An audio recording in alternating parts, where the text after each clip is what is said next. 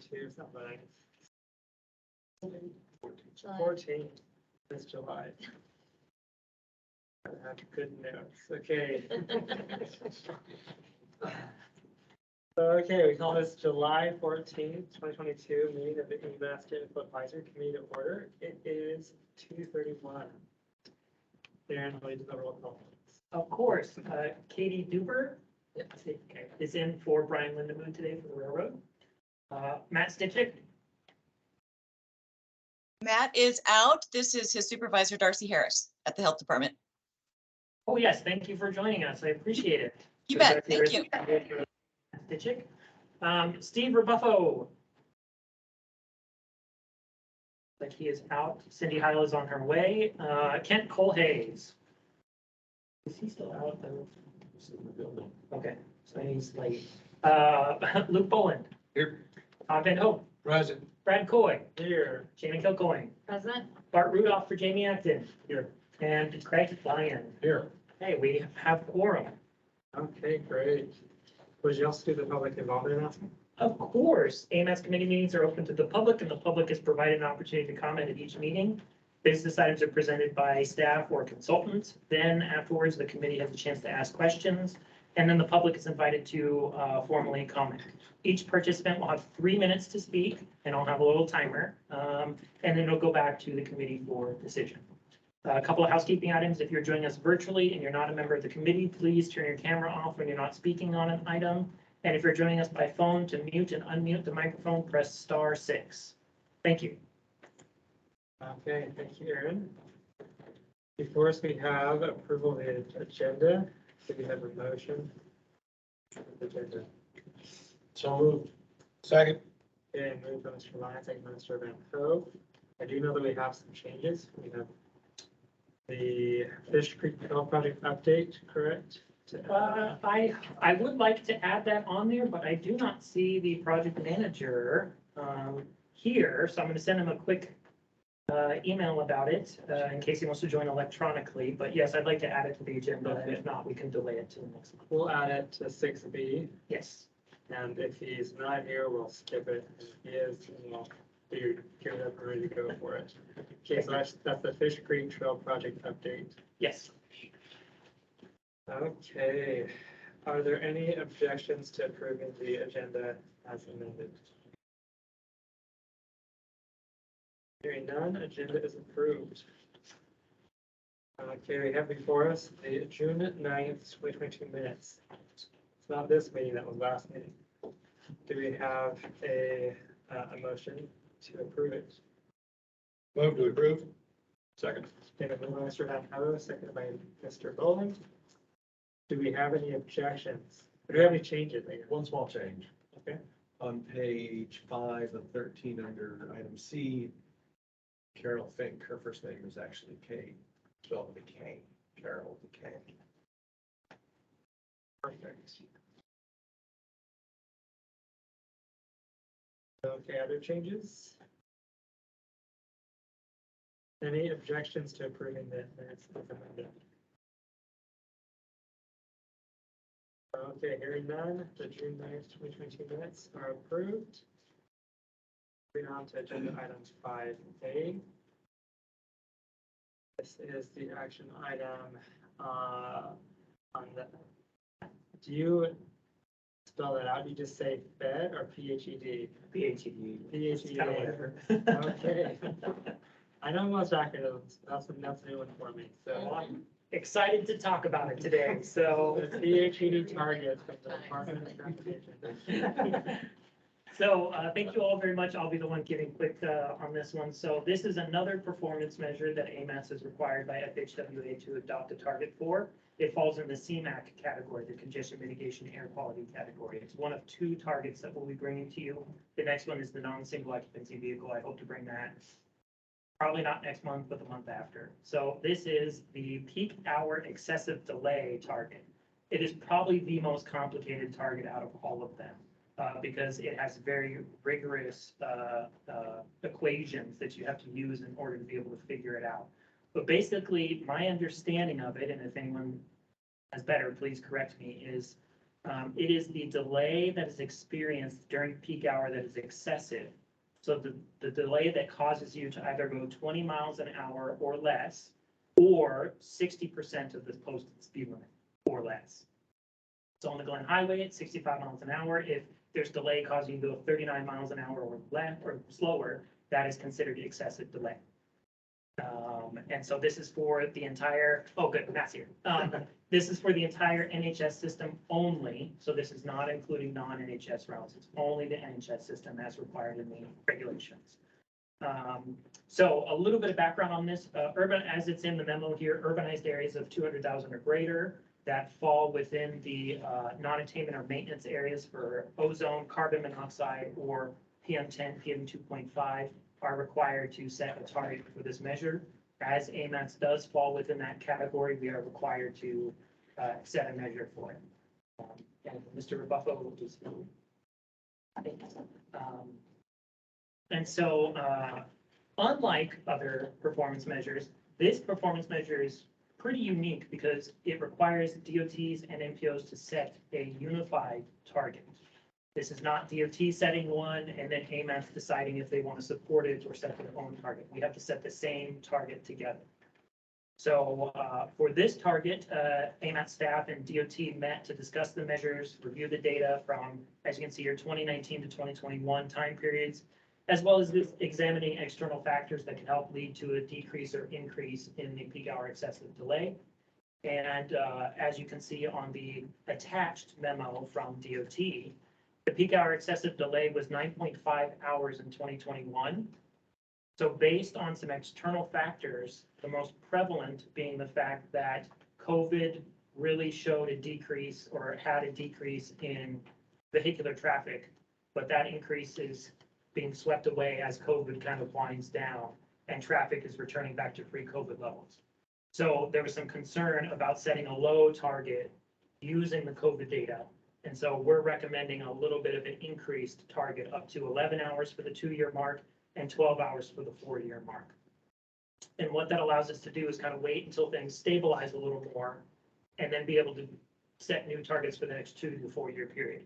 What's really cool about this is that after the 2-year mark, we are actually able to go back and reset the 4-year target if we feel that something has changed in that intervening time.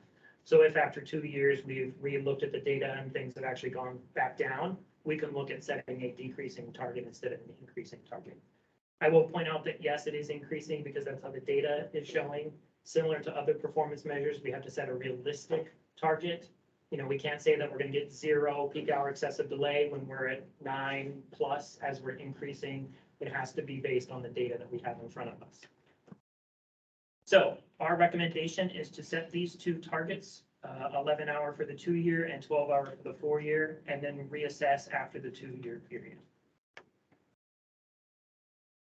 I do want to note, just in case anyone's concerned, we do have these external factors that we discussed, some things that can either help or increase, decrease, or remain neutral. We have a couple things on there that we recommended neutral, such as the TSMO and the TDM projects that we're doing. Although those can help reduce excessive delay or congestion or delay in general, we haven't actually implemented those projects. We're still in the development phase of them. So we wanted to call them out as a future thing to look at and see if they can help us decrease this target down. So that's why you don't see us recommending a decrease based on those. I think that's all, and I'm here for questions. Thank you.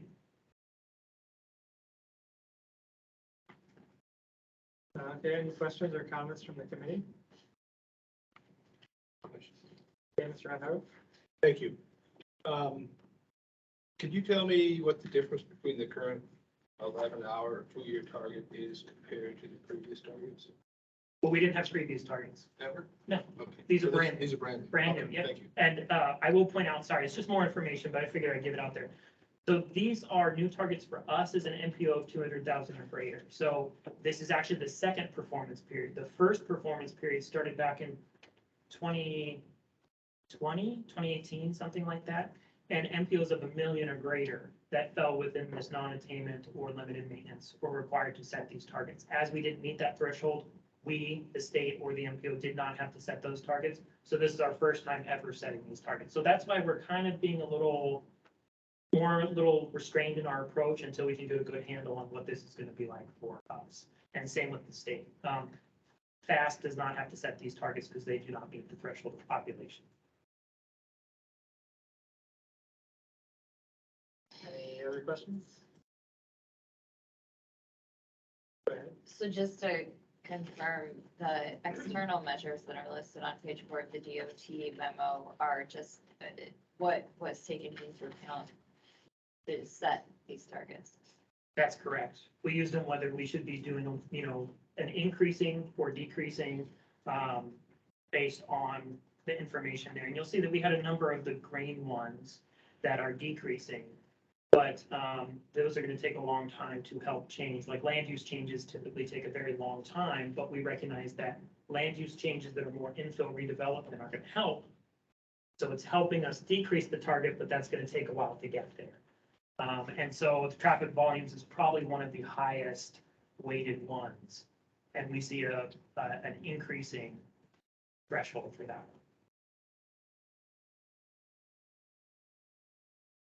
And if you guys have comments, questions, or concerns about some of these external factors, please let us know. We can kind of take a look at them if need be and reassess or use them for future target setting. On the first page, it mentions, it says EX 2021-9.5 hours. The memorandum from the state. Is that giving an example? Is that telling that that's what it was measured at? Yes, that is what 2021 was at, is 9.5. Okay, and is that the only year that we have an aspect of this is brand new? So Yes. that's where we based our 11 hours and 12 hours. That's where Correct. they based there. Okay. Yep. And it's all algorithms, I'm assuming? I don't have the calculations in front of you, but we have a number of Excel sheets that were provided to us that showed different charts kind of showing the PHED and then going down because of COVID and then kind of going back up as we're going along. So I can provide that information to the committees if you want. I'll have to check with the state first to make sure where we're at with that. But I guess my question with regards to that is just wondering how much is it an algorithm versus something that was actually measured? it's an algorithm. Is there any sort of measurement? I mean, I wouldn't know how you'd really measure it, so. It's all algorithm based as FHWA. Like we take a lot of the data that we already collect and we input it into the formula, the complicated formula that FHWA provided as a requirement to use for this. Depending on the type of road, depending on. Well, it's all NHS routes, so it didn't really matter road type. Winter conditions? It's all based on speed.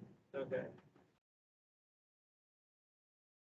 We do have a thing in here about maintenance or an external factor, winter maintenance, and we do show it as, you know, the pressure is increasing because winter maintenance is decreasing, so that's gonna potentially negatively impact the peak hour excessive delay. So we try to account for the winter side of things, but that's not really accounted for in the equation that FHWA sets for this. That's why we developed the external factors. can you go ahead, Craig? You may mention this, or is there a penalty if we don't? So I don't believe there is a monetary penalty like with the safety targets where you have to take X percentage of the HSIP program and put it towards vulnerable users. But in the memo from DOT, there's a section, consequences of not making significant progress. And it says the state must document actions it will take to achieve targets if the actual performance level is not equal to or better than established target. So for AMATs, I don't know if there's a consequence. There typically isn't. The state is probably just going to have to go in and talk about how it's taking actions to get there. But from what I can tell, there's no actual monetary penalty at this point. Question, Bart? Yeah, how do we compare to other cities of our size? Like, if we were 9.5 in 2021, what does that mean? Are other cities at like 6? Are other cities at like 20? Like, We didn't do an analysis of other cities because it didn't really factor into this, but I did kind of look around because I was trying to figure out about PHED because it's Yeah. super complicated. The 9.5 is pretty rough is comparable to other cities that are bigger, even bigger than us, like Boston, I looked at, and they were in the 8 range, 8 to 10 range, depending on which year you were looking at. The hard part is, right now, we don't really have any equivalent cities to compare with, because all equivalent cities of our size are at the same point of setting the target. Everything we have to look at is cities of 1 million or more at this point. So it's not really an equal comparison, but that is something we can do maybe at the 2-year mark when that's reported, and see, okay, now that we've actually had more cities of our size and our air quality impacts, what does it look like? Are we kind of equivalent, or are we really high? That is something I will be watching. I just don't have it. It is weird that we're setting a limit so much higher than what our actual numbers are right now. It seems like we're giving ourselves so much buffer room so that we don't hit the target, just to make us look good. But I mean, I do understand the COVID and miles. So I mean, I think it'd be important in this next 2 years after we start implementing some things to reevaluate the target, because it just seems a bit excessive right now. But I do understand the methodology behind it. Thank you for explaining that. Yeah, other questions? Did you say answer? Well, Okay, go ahead. this is so minor, but because it came up, it says decreased winter maintenance funding also reflects recent warmer winters, not just funding ability, indicating that warmer winters mean less maintenance, but it's actually been like more snow, more rain on snow, more freeze thaw, so it's kind of been more maintenance, at least what I'm hearing from the city. I don't know if DOT is seeing something different, but just a comment. Yeah, I mean, I guess is warmer meaning more time in the freezing instead of the super cold, Right. Yeah, I do know that our maintenance staff have more challenges. That's a good question. One of the questions that I have is, what do we do to decrease this? If it's algorithmic based, then you can just look at the algorithm, right? And do we just try to decrease traffic volumes? Do we, if it's all just algorithm, it's playing with numbers more than actually something that's actually happening, maybe?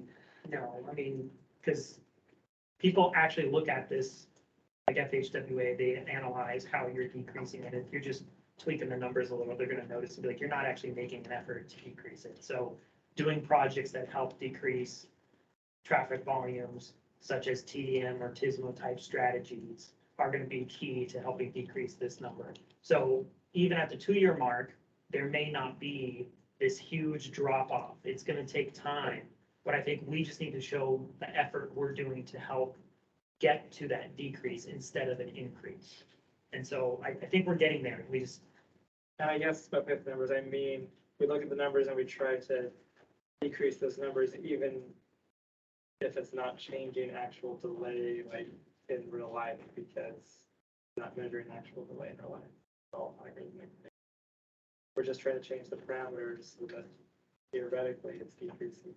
I mean, we do measure delay, but this is excessive delay, so it's the next step above it. It's kind of the worst of the delay, so. It's excessive delay, yeah, I know. I guess, Kind of in the name itself, so. I guess I'm a fan of performance measures that are actually being experienced, not ones that we're estimating based on the algorithm. Well, it's an FHWA required one, so we can't get out of it. Okay.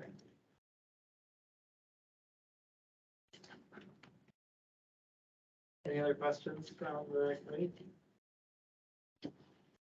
Any questions or comments from the public? Anything on the chat? Are there any, okay, so what is the will of the committee? Move to recommend the PHED 2-year and 4-year targets to the policy committee. Second. Okay, moved by Mr. Backhoe, second by Mrs. Kilcoyne. Do we have any objections? Hearing none, the motion is approved.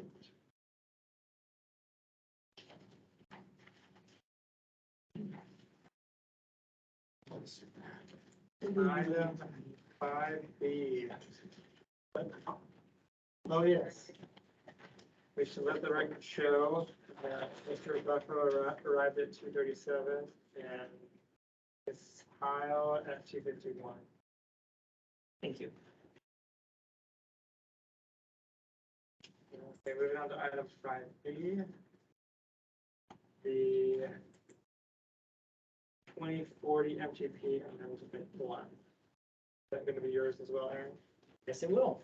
So, okay, everyone, you've kind of seen this amendment a few times now. So what's being brought before you is for final approval on the 2040 MTP Amendment number 1. As you may recall, we are doing this amendment because of the Alaska Energy Authority that put in an application for a build grant back in 2020 for the Alaska Cargo and Cold Storage Warehouse Facility on airport property. As just a quick reminder, February of this year, we were alerted to this needing to be in the TIP and the MTP. So we worked diligently to get it included into both. I will be happy to announce the TIP amendment number 3 was recently approved by FHWA and FTA. So on that side of things, we're good and set, thankfully, and everyone is cheering because we've been waiting for that one. And so this is the last piece of the puzzle that needs to go into place. We need to get the MTP approved. What's different about this than other amendments we've done in the past is this doesn't actually require a transportation conformity analysis because of the type of project it is. It is not a project that touches transit or highway facilities. So it was not determined, it was determined by FHWA, it doesn't require transportation conformity. It still requires general conformity, which is done by FAA, and they still have to do their own analysis of the impact of air quality. That is being done by AEA in conjunction with a different group. I recently talked to the AEA folks and they're on it, so they're dealing with it. So this made the amendment much simpler for us. We still worked with our federal partners on this, so everyone is in the loop on it, but we are very excited to see this hopefully get approved at this meeting and then the policy committee. This was put out for a 30-day public comment period and sent through the assembly, and we received no comments on it. So it is before you all today for recommendation, hopefully, to approve it to the policy committee. Thanks. And so AEA is Alaska Energy Authority? Yes. Sorry, that's all right. Any questions or comments from the committee? Do we have any questions or comments from the public? I think having seen this one so many times, I think we're pretty good. What is the will of the committee? Move to approve. Second. Okay, moved by Ms. Isles, seconded by Mr. Lyons. Are there any objections to approving the motion? Hearing none, the motion is approved. Thank you. Yes, the next item on the agenda is to move on to the project and plan updates. Item 6A is the transportation system management and operations for TSMO plan.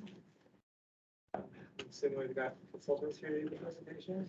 Yes, this one will be a presentation on the screen. If you want to turn around, Susie Saris with DKS Associates is the project manager for the consultant side. Susie, are you on and able to share your screen? Yes, sir. Yes. Awesome. Thank you very much. Turn off the light over here. And I wrote 15 minute notice. 15 minutes.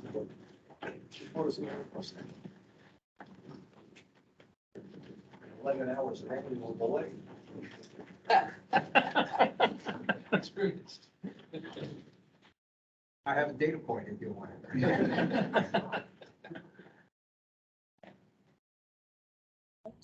You there? Yes, hello. I thought I just clicked out of the meeting.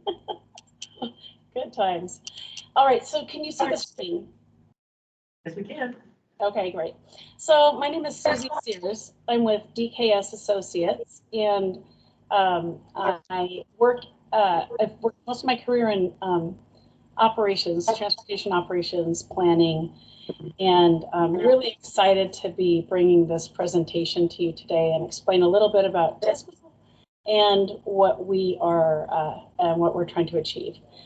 Before I get started, I want to introduce two of my colleagues that are with me today. Joanne Mitchell, who is in the room with you, with Kenny Engineering. She's our local boots on the ground and knowledge. And then Amanda Riley, who's just with me taking notes. All right, so it's not a very long presentation today. I just want to give you an overview of TSMO and what it is, and it's it's one of those transportation acronyms, so I really do welcome questions today. So we'll do what is TSMO? I'll overview the project schedule and the community outreach and some upcoming activities. And just to spot check, can you guys hear me okay? And volume good? Thank you. Okay, great. So what is TSMO? TSMO stands for Transportation System Management and Operations. And it is just what it says. We're looking at our current system typically and how can we manage it to be most efficient? How do we preserve that capacity, improve safety, provide reliable travel options? And then I'm going to share with you some of the examples of what TSMO can be. I mean, one of the things that's complicated but also awesome about TSMO is that it really can touch every phase of a project, from planning through design, construction, and operations. And we hit all modes of transportation. The key issue that sort of differentiates TSMO from any other type of project is that it really is targeting specific issues with low cost, high impact solutions. So a lot of times agencies will turn to TSMO in lieu of a large expansion project that may be years in the future. Maybe it's deemed necessary, but the budget's not there. So how do we solve some of these problems in the near term? The other way is that sometimes you can solve some problems without having to have a big expansion that would impact communities and the environment. So on the screen here is a pie chart this is national data, but Texas A&M University updates this every now and then, and this is a very new update of this pie chart. And when we bring in TSMO projects, we're looking at the technical or the engineering transportation term is non-recurring congestion. So if you think of recurring congestion, that's the stuff that happens sort of your AM peak period or PM peak, where you can expect those delays because just more people are on the roads at that time. Those are typically what most projects try to solve, is that recurring congestion. Non-recurring congestion happens, it actually can cause a pretty significant amount of the congestion that we experience as drivers.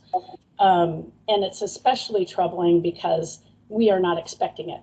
So we may be trying to get somewhere and we can't. So an example here is that, I mean, if you look at this chart, the blue is bottlenecks. And so that's going to be your continual daily recurring congestion. The other stuff, the majority of the chart, traffic incidents, crashes, work zones, weather, poor signal timing, special events, those things make up the majority of the congestion that we experience. And so that's what TSMO is trying to target in terms of congestion.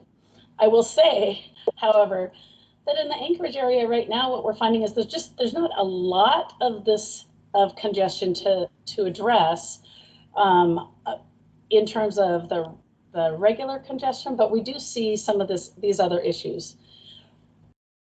TSMO is also really effective at addressing safety.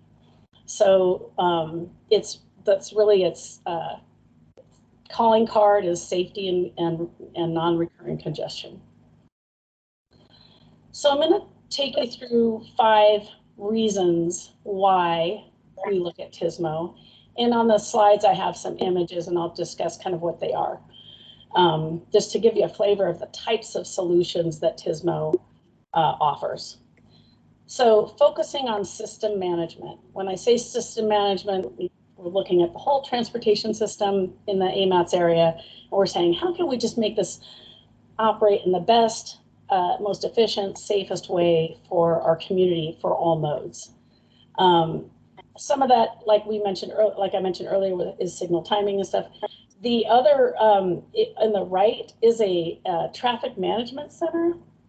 So this is a really robust one. It's got a lot of screens, but all this traffic data comes in, people view it, they can adjust signal timing. This is a robust one. Sometimes it's just somebody has an iPad that they can use, or a portable laptop that goes in the vehicle that or works remotely, so that somebody can adjust signal timing just from wherever they're at, wherever they happen to be. An engineer, of course, with access. In the upper right corner, upper left corner, I want to show there's a group of people talking, and that's called a traffic incident management team. And that's so we can go high technology, and we can just go coordination. So I share those two ranges because sometimes just talking and getting those relationships built and understanding what's going to happen when we have an incident, who's doing what, is a really effective way to manage the system. Let me see, I don't think I said that. Advances in technology, I do want to hit on this. Connected vehicles are coming, they're here, but we're getting more and more. What those do is they provide a whole lot of data for us about how the cars are behaving in the environment. And that information gives us a lot of data about how, and information for us to make choices or decisions about how to manage the system differently. So, for example, if we see like a hard braking is you're driving and you slam on your brakes, we can pick that up from connected vehicle data. And we can look at that and say, why is that happening all the time at this one spot? Send an engineer out, take a look, and they're like, oh, I see that there's a visibility issue here, or there's a pothole that's really actually causing a problem for people. So it's really exciting about the data that we're getting. Signal systems are getting more and more advanced. Traveler information and improved detection. A couple other reasons for why TSMO. We have changing community needs and expectations. They're always changing, but with all the data that's available and tight budgets, our citizens are getting more and more interested in participating in and supporting the way we do our jobs and the way business is done. And so they have expectations for us to provide transparency, improve performance, and be good stewards of our public dollars. We have a better understanding of the causes of congestion and crashes, and that can help us target issues. The example with the hard braking is one of those examples. And in this particular project and in some others, equity and health concerns are really coming to the forefront in terms of seeking TSMO solutions. And so Aaron, very forward thinking, and not often TSMO projects are done, I don't know, kind of outside of the public eye, because generally people have felt like the public was not going to be that interested in this technology stuff and putting cables in. But we're including equity in this project and with some great data and performance measures to see how we can provide some of those low cost, high impact solutions to improve the equity and health outcomes for the community. On this screen here, there's a bridge with a flooding, that's flooding, and there's gauges in that bridge that can alert, or in that river that can alert the DOT maintenance folks to come out because the river's rising and we're starting to have some failure of the bridge. So they can do that before people get hurt. And I love this little stoplight with the little flag. It's such a simple solution. It's just a remote setup to protect construction workers in an area for a temporary period of time. AMATS is undertaking a lot of projects right now and in the past, and has some that are recently published. TSMO can look at some of the solutions that are, or needs from those other plans, and again, offer those low cost, high impact solutions. And the other piece, I have the MTP, excuse me, I have the MTP here because we are aligning with the MTP goals. So I just want to confirm that for you. Project status and community outreach. So currently we are working on the vision and goals and identifying the needs, which we've done a lot of stakeholder interviews. I can't wait to share that information with you. And we're developing TSMO performance measures. In November, December timeframe, we'll be bringing a proposed project list with some costs. There's some work between the current task and the future deliverables. And we're working with the technical advisory committee on that. So we've got about 6 meetings with that group. Some of you are in the room today. And so I want to thank you for your time and support of this project. So we'll be bringing that technical advisory committee will be working through the performance measures, the project selection and evaluation. And we'll be bringing that information to you for your input as well. We have some upcoming community outreach happening. We have an open house at the end of August. It will be an online open house, not staffed, but responsive. So people send a message or question, we'll be able to respond right away. We'll also be summarizing all of those comments. We believe it's going to go for about 2 weeks at the end of August, and the date hasn't been set yet. We intend to go to the Anchorage Transportation Fair for input and have a draft summary report for you sometime in the winter of 2022. But we'll provide you, I'm guessing we're going to provide you an update before that draft report comes out. Let's see if there's something else. So I think we've got that. We do have a website that we're developing. The link is here, and we still need to populate it with some more data, but we've got the framework of it set up. And I think that's what I have right now. I'd like to ask Erin if there's anything that you wanted to add to the presentation or clarify. No, just that I'm very excited for this project to kind of help AMATS kind of get some of that more forward thinking in its transportation process. So I'm looking forward to seeing what comes with this project. So thank you. I'm happy to entertain any questions. Do we have any questions from the committee?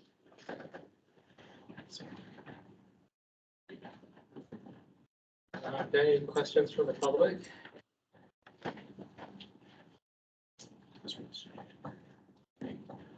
Looks like you did a great job and everyone's understanding the concept. So thank you, Susie, for your presentation. We really appreciate it.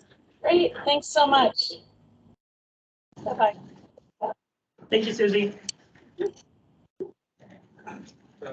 the next item on our agenda is the Fish Creek Trail Project.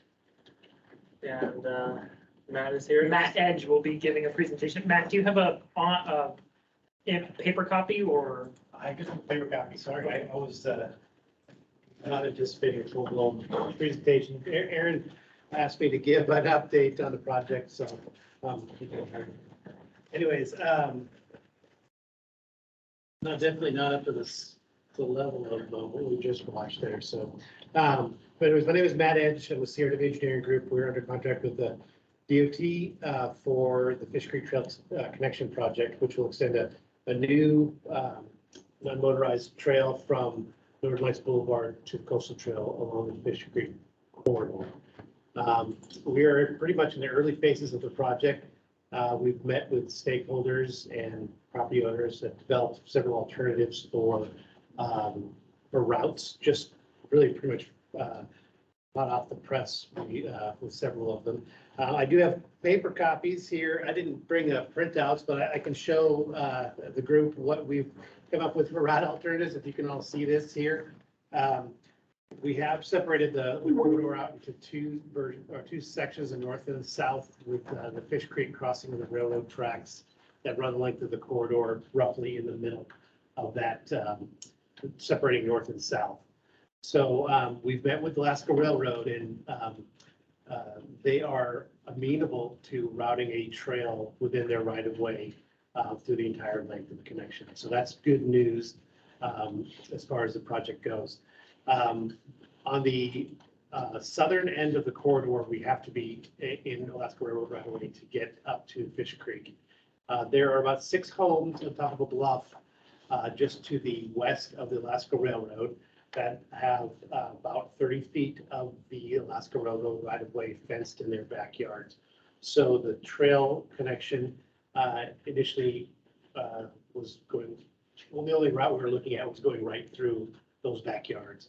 Several of the property owners have reached out and not too happy about that. And so we have added another alternative that routes the trail on the eastern side of the railroad along La Honda Drive, extending from Northern Lights Boulevard up to Fish Creek. And from there, we go through a tunnel underneath the railroad. That's a very expensive endeavor, but it will be one thing that's evaluated in the DSR design study report. That's the orange route, if you can see that here. So the other 2 routes going along the eastern side, one's right up on top of the bluff in the backyards, and the second one would be just in a bench below the bluff, which we'll try to squeeze in there. There is a major fuel line that runs right along that corridor that feeds the airport from the port, and we don't want to affect that if we can avoid it. Then from Fish Creek Trail heading north, that's where we get into the Fish Creek estuary area. And so, as you can see here, there is 3 alternatives there as well. The pink route runs along the west side of the estuary, and that will be a portion would have to be unpaved. That is one of the Great Land Trust estuary easement requirements. So they own a conservation easement in the estuary, and they will not allow any paved improvements. So a portion would be unpaved trail, and then the remainder, once we get down into the tight wetlands area down along the Fish Creek, we would transition to elevated boardwalk, and that would be with fiberglass grading or something similar on steel piles. So our design requirements do require us to be able to support a maintenance vehicle or emergency access. So the boardwalk is not what you see out on the north end of Anchorage or the south end of Anchorage there, but it's pretty robust. So the second alternative would follow some of the uplands along the east side of Fish Creek Trail, and then we would, as we approach the coastal trail, we would go into the uplands are in the estuary, but we would go into the wetlands there and cross. One alternative would cross the Fish Creek with a new bridge and tie in to the west side or to the coastal trail on the west side of the existing bridge. And another alternative that we are evaluating will construct a paved trail across private property and tie into the east side or the coastal on the east side of the bridge. That private property is owned by a pretty well-known member of the Anchorage community, and we've yet to approach them about the possibility of acquiring an easement there, but we'll see if that's a possibility. The last alternative will follow the railroad right of way all the way from Fish Creek Trail to the coastal trail and connect into the coastal trail near the Westchester Lagoon tunnels. So there's 2 connection alternatives for that one. The first one is shown here is kind of a meandering, not meandering, but a double curve connection that will transition down into the coastal trail. You can see that right here. And then the second alternative will actually extend the Fish Creek Trail and tie in towards the northern Westchester Lagoon tunnel. So that will actually make a connection between the 2 the two tunnels and construct about 1,300 feet of new trail along the coast. So, that alternative at this point has the least amount of right-of-way requirements, so that all the land along the coast is owned by the municipality, and all the railroad right-of-way is owned by the railroad, and they're amenable to trail connection. So that's actually the least, seems crazy, but that's the least difficult approach at this point anyway. So these are the alternatives that we will be developing in the alternative, in the DSR. We will reach out to affected property owners. Actually, the mail will be going out next week, and then we'll make contact with anybody that we think is necessary. And then we'll be hosting a public open house this fall. We haven't scheduled the date, but looking probably for October to present a little bit more developed alternatives to the public and get some feedback. So I guess that's about it. Is there any questions with regard to where we're at? Yes, sir. So you mentioned one of those graphics, there's a pipeline from the port to the airport. Yes. Can you see it on the graphic? Well, yeah, you could if you look closely. I mean, there's a little line that has an F's in there for fuel pipeline. If you walk the area, you'd actually see it exposed in Fish Creek. As you walk on the corridor, the culverts that come out underneath the railroad, you spill right onto the pipeline. That almost acts like a little bit of a dam as it flows down to Fish Creek. So it's not ideal. Possible to get a copy of that particular graphic? We will, when we publish it on the website, it will be available to the public. All right. I think we want to get just a little bit more. Well, developed you know, what some might think is a tourist attraction is now a critical infrastructure concern for me. Okay. That you can see that pipeline and people can walk up to it if Yes. they so desire. That's a bad thing. Oh, so where, you mean where it crosses the creek? Yeah. Yeah, so the railroad's really on board for this project because people are already walking down that corridor, because there's trespass along the tracks. So it is fenced and gated to access that, but people come in, they cut the fence, they walk along that corridor. The railroad wants to control. So let's where put a people trail access. there. Yeah, so. Yeah. If we do cross the creek, we do have options to allow for that fuel line to be relocated by the fuel company onto the bridges and things like that, if they so desire. But that's really kind of outside of the project scope, is to deal with that. Yeah, well, yeah, okay. At some point though, I would, I've got some folks that are gonna need to wanna see just where that exposed pipeline is. So the only place is exposed is at the creek. Yeah, in the water. Yeah. Yeah, you can see it. That's a bad thing. Any other questions or comments? So I want to make just a quick comment, observation, so everyone knows. I was recently doing research on all of the community council's CIP lists. So these are the projects that they'd like to see move forward. This connection was one of the projects that almost every single community council had on their list of projects to get done.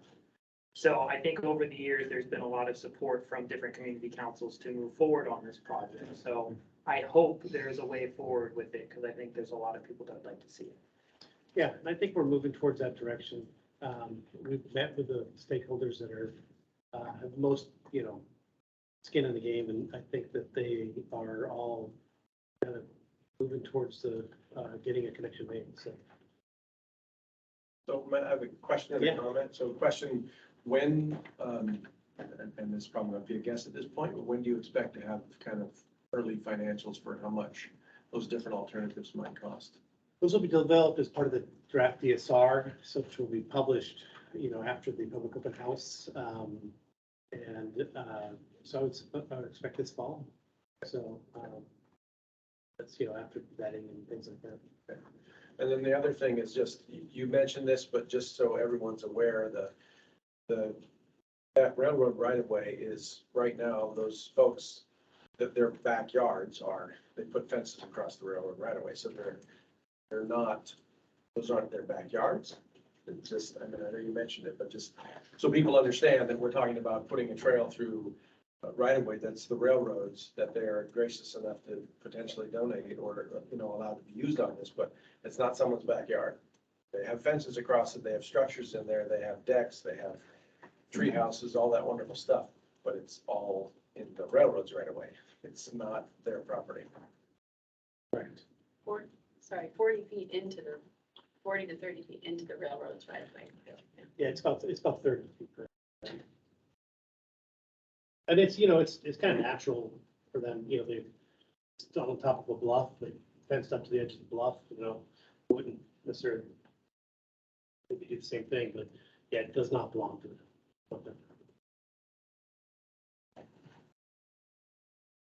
Any more questions from the committee before we move on to public questions? One question I have is, when will figures be ready? You said not quite yet. So these really are just PDFs. I just brought them here. These are what we use for planning purposes with regards to just inter agency, saying, you know, so we can move the lines easy without having to do CAD. We're in the process of putting it all into AutoCAD. We'll lay it out with the survey, which is just complete.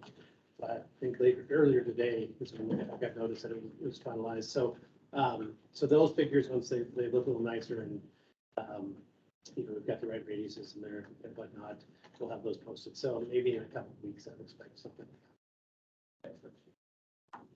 Any other questions from the committee? Okay, from the public? Yes, sir. Will the access points just be at Northern Lights and at the coastal trail connection, or will there be any access points along the? So there's no tie-in connections planned right now. There is, if the paint route went along the eastern side of the estuary, there is a public right of way that extends from the neighborhood down into the estuary that we would connect into, but it's not being constructed necessarily as part of this. We would allow access point there. That's Joanne Mitchell, right? Okay, perfect. Send your name for the record. Okay, any other questions from the public? I have one. So Joni Will with AMATS, and I'm the RISE coordinator and also project manager for this Bernard Quarter Plan. And we did discuss this connection as part of that planning process as well. So Bernard Quarter Plans, there's a lot of support from that community to make this connection. And it's a good connection for pedestrians and bicyclists. I think as Craig mentioned too, there are already a lot of people that have been using the corridor, just they're walking very close to the railroad, and that's a liability for the railroad. And so when we were working with that group, they expressed some concern with, you know, if we're gonna have people walking here, that's not safe for us. So they were in support of that connection because we can make it more separated and more protected. And I don't know if Mr. Buffalo's concerned with the gas line, if that could help keep folks away from that gas line too, because, or fuel line too, because if you make a trail that's separated from that facility, because right now, and we did a walkthrough the other week, it's, you can just walk right by it, and I think people are doing that already, so. Anyway. Right. I mean, we will be required to fence the entire trail to separate it from the railroad for sure. So we'll have a fence on the entire.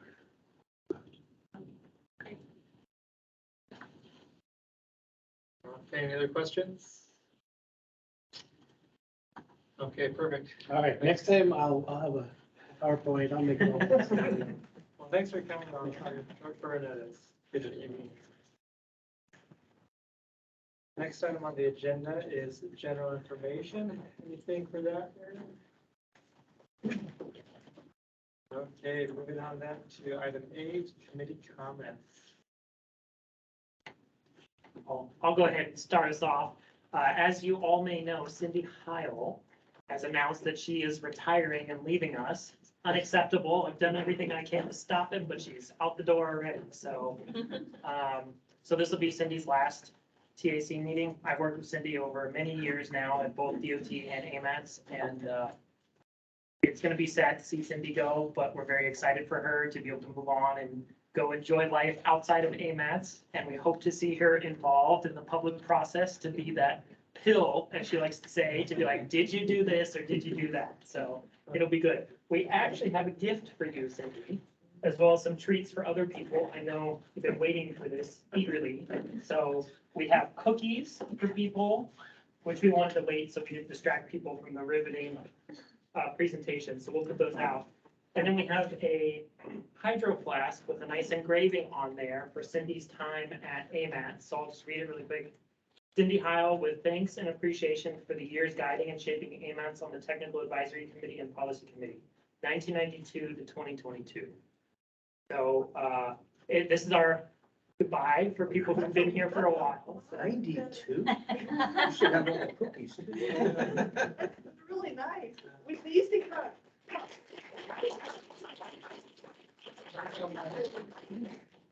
So Looks like there's about 30 cookies there to celebrate. That's a goal. the cookies are not all yours, sorry, they're for everyone. I'll put these over here. Yeah, I started when Mayor Fink was on the policy committee. Oh, yeah, okay. I know Cindy has been very helpful over the years in kind of keeping things on track with air quality. It's been fun learning from you, so. And I believe the policy committee will like to say goodbye to you as well at the PC meeting later in the month. So anyone is welcome to come say goodbye to her then as well. So thank you very much, Cindy, for everything. Thank you.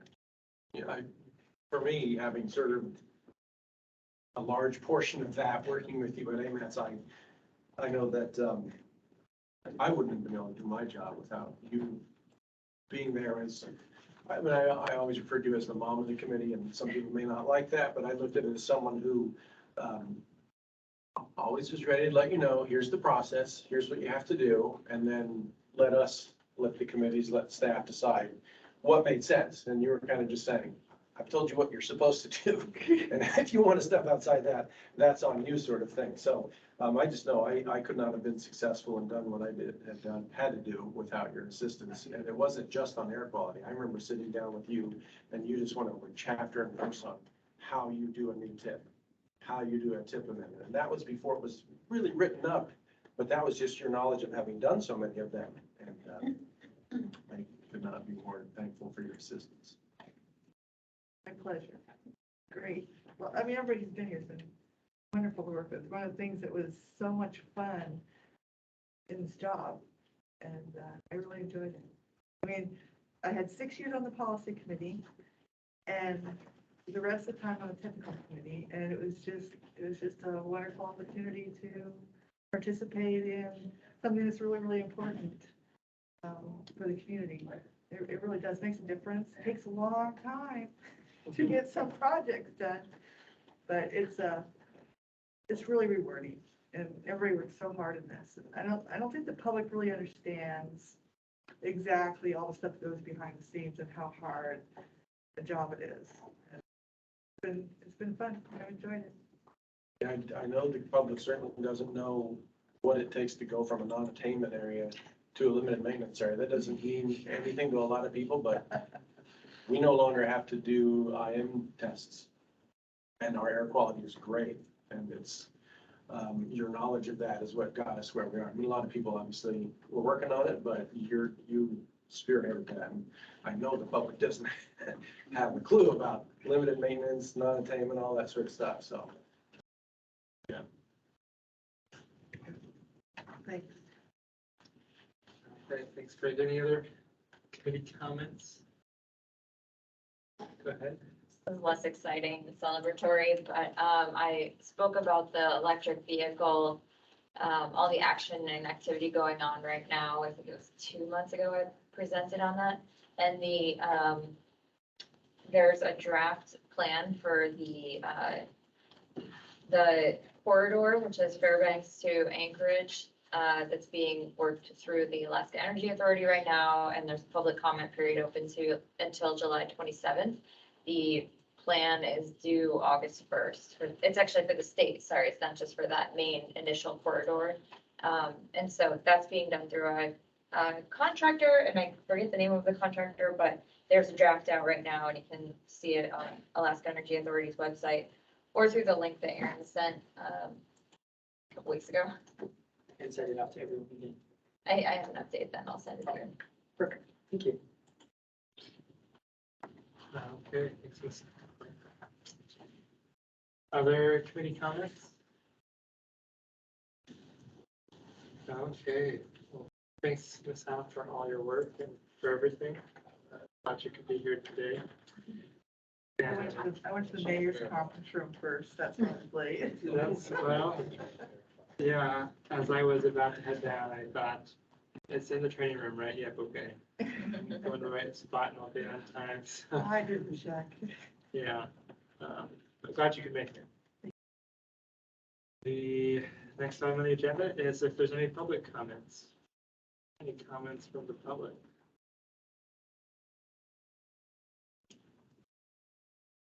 I don't care, I'll see chat and no one's raising their hand, so with that, we are adjourned at 3:41 p.m. You're off the hook forever.